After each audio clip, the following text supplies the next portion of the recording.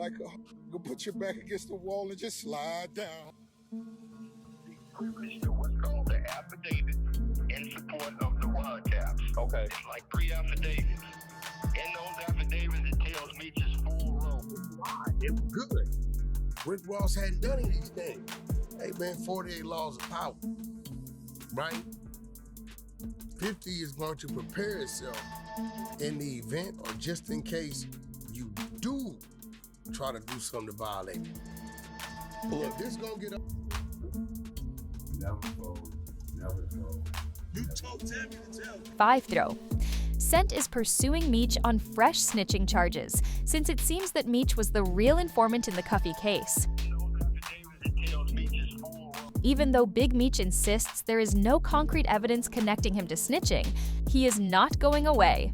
Never fold, never told, never will. That's the focus. We are investigating the accusations.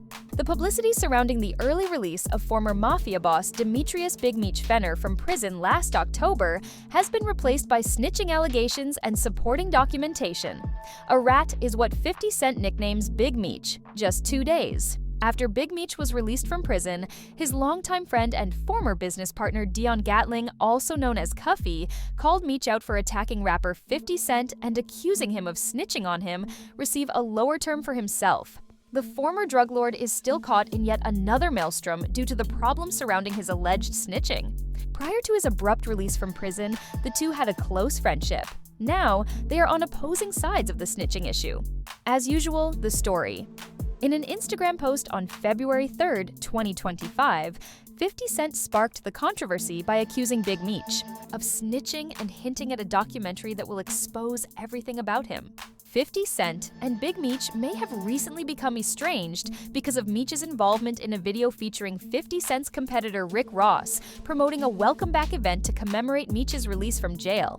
Scheduled for February 13th at the Amaranth Bank Arena, Yo Kodak, Black T Grizzly, SG Boozy, and many other performers were scheduled to perform. Rick Ross was supposed to perform BMF as his Big Meech debut. Even though there was insufficient evidence, the announcement of the incident lost all of its attractiveness because 50 Heavy Yes, the spy, was right. The tale went viral on social media shortly after a court document, which seemed to suggest that Big Meech may have employed Tammy Cowan to spy on Cuffy as part of a larger scheme to evade punishment, went viral. The report alleges that Big Meech connected Cowan to Cuffy so that she could conduct illegal drug transactions on his behalf. Nevertheless, she later provided the federal government with details about their interactions. The same person who has since turned against Big Meech is, ironically, Tammy Cowan. We'll likely learn more about this third-party cooperation agreement in the coming days, especially because she and 50 Cent are working on an open documentary. Shortly after calling Big Meech a rat, 50 Cent continued to mock Meech on social media, shared a video of himself slamming Meech's head into a man who admitted to snitching on 50 Cent again. In the post title, which has since been removed, he hinted that he had recently collaborated with 50 Cent's longtime rival Rick Ross to promote his Welcome Back performance. Although many fans think the rapper has a good reason for acting this way, 50 felt it was a betrayal.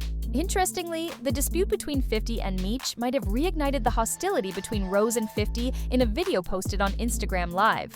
50 Cent stated that Meech had tied him up, and Rick Ross brutally beat him for it. During a picture shoot with Rick Ross at the beginning of the movie, Ross ridiculed his old rival. Pretending to cry, Ross continued.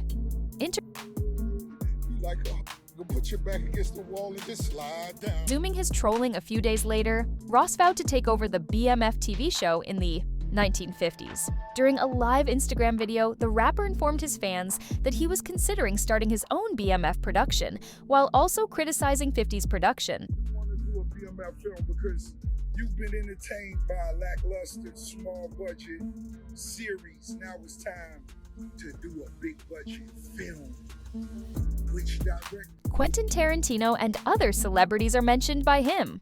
After the video ends with a loud laugh, Antoine Fuqua and Gary Gray Ross become even more ecstatic and drag 50 down in the midst of the chaos. Making use of the situation, 50 Cent's opponent, Young Buck, ridiculed 50 Cent. In a quick video message, he congratulated Big Meech on his gain of independence, but cautioned, "You know who?" "Oh," he said. Shout out to Big Meech. welcome home. We're playing with dude. We're playing with dude. You know, I'm gonna say. In an Instagram video, Big Meech addressed the claims of social media snitching after receiving accolades from Ross and other rappers. He reassured fans that he has never folded and never would. Because I'm not trying to let nobody trick me off the street. But I never folded, never told, never will. Death before dishonor, always. After that, he finished the film and advertised his event, inviting people to the Amaranth Arena on February 13th. Shortly after Meech's video was shown, a video of 50 Cent's response to it was uploaded. 50 people replied to Meech's declaration that he would not be fooled by anyone, and 50 could be heard disputing each of Meech's claims while his video played in the background. Never folded, never told. You told Tammy to tell. 50 then suggests that Meech's homecoming performance won't be a success and that everyone would be upset if Lil Baby doesn't show up, mocking it. He told me, even though you want our house, he is unable to leave. Meech will not even be at the performance. 50 Cent reaffirmed in the caption, there won't even be a big shriek. When I say that he is unable to leave after 6 p.m., don't trust me. You can do anything you want, he said. Will you demand a refund if the performer on the bill does not show up? When unanticipated circumstances forced the cancellation of the show, 50 would ultimately get the final laugh. Rapper and BMF member Blue Da Vinci said in an audio tape provided by 50 Cent, while Big Meech was still recuperating from the postponed performance, that Tammy Cohen's had wiretaps and paperwork on him. What's called the affidavit in support of the wiretaps. Okay. It's like 3 affidavits. In those affidavits, it tells Meech's full. It is to deny, even though many of them are still merely accusations coming from someone who has worked with Meech for years. However, do these charges of snitching hold water? Exactly what did Meech do? And how did Cuffy end up in jail? A link between the main players in this fight is established by the recently made public court record, which also offers a fresh viewpoint on the entire incident. According to the study, Demetrius Fenori, Dion Gatling, and Fidel Suarez were identified as participants in a drug deal. There is a lot of chatter these days about Big Meech allegedly betraying a longtime friend, Cuffy, by snitching, but there is little to no evidence to support these claims. Operated a transportation company in California. As a member of the BMF in St. Louis, Cuffy was well connected to other BMF members who might help distribute drugs. Big Meech was the supposed national boss of the Black Mafia family, BMF, during the time. Big Meech played a crucial function in bringing the parties together and connecting them to a second person mentioned in court records as CS1. On X, an audio recording of Tamara Len Gatling, Cuffy's daughter, boldly accused Mrs. Meech of helping her father receive a lighter sentence. The controversy over Big Meech's purported third-party collaboration bundle is still dominating social media conversations at the moment. Tamara's voice is captured on the tape. I'm making this recording in regards to my dad. He's Dion Gatling. Most people know him as Cuffy. But I wanted to make this recording so I can shed light on some facts. My dad was set up by one of his best friends, which is Demetrius Fenori, also known as Big Meech and her father had been friends for over 30 years. Therefore, Tamara claims that Meech's betrayal was all the more horrific because of how close their families were. When Meech asked Cuffy to do a BMF movie in 2011, Tamara says he also showed him Cohen, who held Meech's life insurance and power of attorney while he was in prison. After being arrested in 2014, Tammy Cohen says Cuffy realized he had been set up because all of the facts and evidence used against him were secret. For anything Cuffy had to do with Meech and his followers, she also acted as a kind of intermediary. My dad, and we received the discovery. He knew exactly who CS1 was, and he told me and my mom that it was Tammy Cohen. To put it in perspective, the evidence that prosecutors gather after reading it to bolster their case is what Tamara is discussing. Cuffy understood that only one person could have shared such particular information. Even while many people are aware of the risks associated with being a police informant, many are taken aback by Cohen's decision to turn on Big Meech. Whack 100. Cohen's auctions aren't shocking to a music executive, But WAC 100 expressed inevitably, Cohen's would confide in the man she had been working with for years after Meech was released from prison and returned with his baby mama. Given the type of man he is, 50 Cent prepared himself with that understanding for the day Meech would choose to turn against him.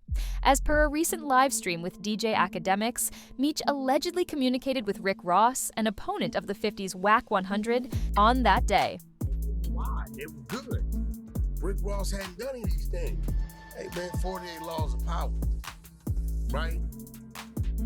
50 is going to prepare itself in the event or just in case you do try to do something to violate it. Look, this gonna get ugly. In the last several weeks, things have definitely gotten worse, and the chaos has led to conflicting opinions from fans and celebrities on social media. Some have supported Meech and questioned the rationale behind third-party snitching, while others believe that Meech's snitching should not earn him respect. That Cohen's was working under Meech's influence rather than independently cannot be proven, as others have pointed out. Cuffy has continued to ensure that he has a voice in the subject despite opposition from some Big Meech supporters. Earlier in February, Big Meech spoke with Blue Da Vinci Live and gave a detailed description of what happened, allaying any doubts about his culpability. During his time in prison, Cuffy called and explained the whole third-party deal concept. It was called a third-party cooperation.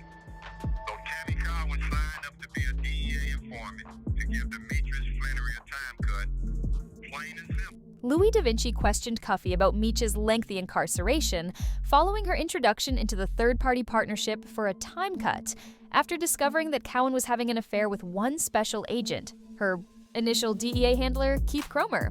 Meech was charged with 2 murders, but Cuffy responded that the encounter corrupted the evidence and that Meech had not been given a time cut. Cuffy was sentenced to 27 years in prison in May 2019 after admitting to 2 gun-related felonies and having the murder charges dropped. Mr. Gatling targeted the very foundation of the legal system by killing 2 people who knew about his crimes, Attorney Jeff Jensen said in a statement announcing the sentence. As a result of the investigation, Special Agent Keith Cromer was also fired. Cromer admitted to having an affair with Cowan, but he denied having sex with her or gathering documentation to support $212,000 in payments to her. On June 14, 2021, Big Meech was upbeat when U.S. District Judge David M. Lawson opted to reduce Cuffy's prison term by 3 years as he was pouting in his cell. It seems like you got a genuine kind of love for 50 on his response. But my response was, get at my daddy, just talk you. Let's go to water. With the caption, "I did more for Mimi than anyone in his life, Boozy," 50 Cent posted a video of Boozy's intervention on Instagram, indicating that he was aware of Boozy's remarks. The post has since been taken down. To get out of jail, he always comes to me first. In response to 50 Cent's claim that he sent Lil Meech to drug treatment while filming BMF 50, 50 Cent implied that Big Meech would justify his drug use and lavish spending because he envied his relationship with his son during his incarceration.